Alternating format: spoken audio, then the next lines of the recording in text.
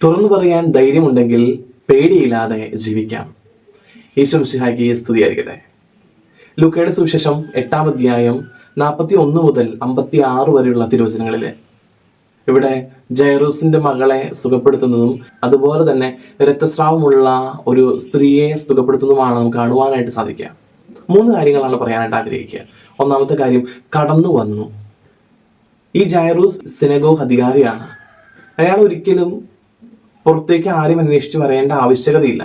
പക്ഷെ അയാൾ ഈശോ അന്വേഷിച്ച് ഇറങ്ങി വരികയാണ്. ഈശോ എവിടെയാണോ എന്ന് അന്വേഷിച്ച് അയാൾ കടന്നു വരാനായിട്ട് മനസ്സ് കാണിച്ചു. ഈ ജൈറൂസ് എന്ന് പറയുന്ന വ്യക്തി ഈശോയെ നേരിട്ട് കാണാനായിട്ട് സാധ്യത കുറവാണ്. കാരണം ഈശോ പ്രസംഗിച്ചത് കടൽ തീരത്തും മലകളുടെ മുകളിലും ഒക്കെയാണ്. അപ്പോൾ തീർച്ചയായിട്ടും ഒരു കേട്ടറിവ് കൊണ്ട് മാത്രം കടന്നു വന്ന ഒരു വ്യക്തിയാണ് ഈ ജൈറൂസ്. അതുപോലെ തന്നെ ഈ രക്തസ്രാവക്കാരിയായ സ്ത്രീയും ഈശോ എവിടെയാണെന്ന് അറിഞ്ഞ് അവിടേക്ക് എത്തിപ്പെടുകയാണ്. ഇവർ രണ്ടുപേരും ചെയ്തത് കടന്നു വരാനായിട്ട് മനസ്സ് കാണിച്ചു. കടന്നു വരാനായിട്ട് മനസ്സ് കാണിച്ചപ്പോൾ അവരുടെ രണ്ടുപേരുടെയും ജീവിതത്തിൽ അത്ഭുതങ്ങൾ നടന്നു. സഖ്യവോസും ചെയ്തത് അങ്ങനെ തന്നെയായിരുന്നു. സഖ്യവോസ് ഈശോയെ കാണണം എന്നൊരു ആഗ്രഹം മനസ്സിൽ തോന്നിയിട്ട് കടന്നു വരാനായിട്ട് മനസ്സ് കാണിച്ചു.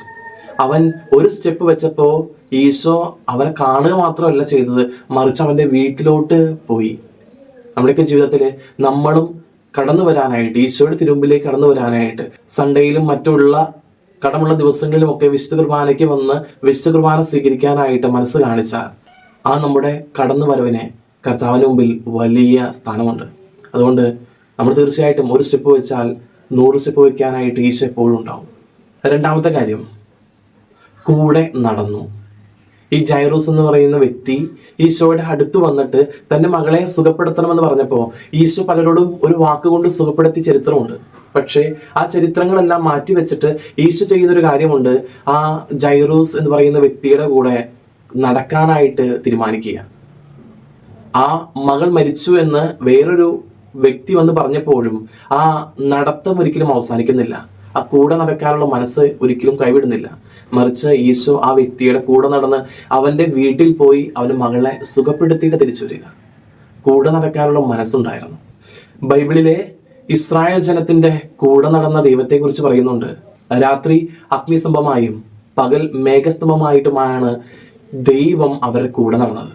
നമ്മുടെയൊക്കെ ജീവിതത്തിൽ മറ്റുള്ളവരുടെ കൂടെ നടക്കാനായിട്ട് നമുക്ക് സാധിക്കണം. വേദനിക്കുന്നവരെ കൂടെ നടന്നാൽ തീർച്ചയായിട്ടും അവൻ്റെയൊക്കെ മനസ്സിൽ നമുക്കൊക്കെ വലിയ വലിയ സ്ഥാനം ഉണ്ടാവും. മൂന്നാമതായിട്ട്, മനസ്സ് തുറന്നു. ഈശോ ജനങ്ങളോട് എല്ലാവരോടുമായിട്ട് ചോദിക്കുന്ന ചോദ്യമുണ്ട്, ആരാണ് എന്നെ സ്പർശിച്ചത് എന്ന്. അതിന് മറുപടി ആയിട്ട് ഈ രക്തസ്രാവക്കാരിയായ സ്ത്രീയാണ് കടന്നു വരുന്നത്.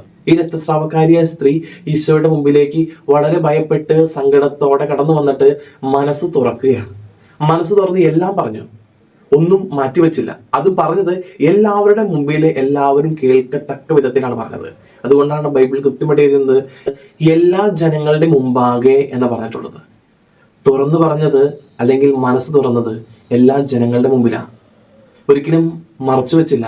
ഈശോ ചോദിച്ച ഒറ്റ ചോദ്യമേ ഉള്ളൂ, ആരാണ് എന്നെ തൊട്ടത് എന്ന. അതിന് കൈപൊക്കിയിട്ട് ഞാനാണ് തൊട്ടത് എന്ന് പറഞ്ഞാൽ മതി. മറിച്ച് ഈ സ്ത്രീ ചെയ്തത് തനിക്കുണ്ടായ എല്ലാ അനുഭവങ്ങളും അവിടെ വെച്ച് എല്ലാവരുടെ മുമ്പിൽ മനസ്സ് തുറന്ന് പറയാനായിട്ട് കാണിച്ചു. നമ്മുടെയൊക്കെ ജീവിതത്തിൽ മനസ്സ് തുറന്ന് നമ്മൾ പറഞ്ഞാൽ തീർച്ചയായിട്ടും അതൊക്കെ ഒരു അനുഗ്രഹമായിരിക്കും. ചിലപ്പോഴൊക്കെ ചെറിയ ചെറിയ കാര്യങ്ങൾക്ക് നമ്മൾ ചെറിയ കള്ളങ്ങളൊക്കെ പറയും. പക്ഷേ ഒരു നാൾ അത് കള്ളമാണ് തെളിയും. കള്ളമാണ് തെളിഞ്ഞാൽ പിന്നെ നമ്മുടെയൊക്കെ ജീവിതത്തിന് അർത്ഥമില്ലാതെ പോകും. മറ്റുള്ളവരുടെ മുമ്പിൽ കള്ളം പറയുന്ന ഒരു വ്യക്തിയായിട്ട് മാറും. അതുകൊണ്ട് തുറന്നു പറയുക. അപ്പോൾ ഉണ്ടാകുന്ന വേദന മാത്രമേ ഉള്ളൂ, അതിനുശേഷം നമ്മുടെ ഉള്ളിൽ സന്തോഷമായിരിക്കും. അതുകൊണ്ട് തുറന്നു പറയുക. എപ്പോഴും ഈ 3 കാര്യം മനസ്സിൽ മറക്കാതിരിക്കുക. കടന്നു വന്നു, കൂടെ നടന്നു, മനസ്സ് തുറന്നു. മുമ്പിലേക്ക് കടന്നു വരുവാനും ഈശോയുടെ കൂടെ നടക്കാനും അതുപോലെ ഈശോയുടെ മുമ്പിൽ മനസ്സ് തുറക്കാനും നമുക്ക് സാധിക്കട്ടെ. ദൈവം അനുഗ്രഹിക്കട്ടെ.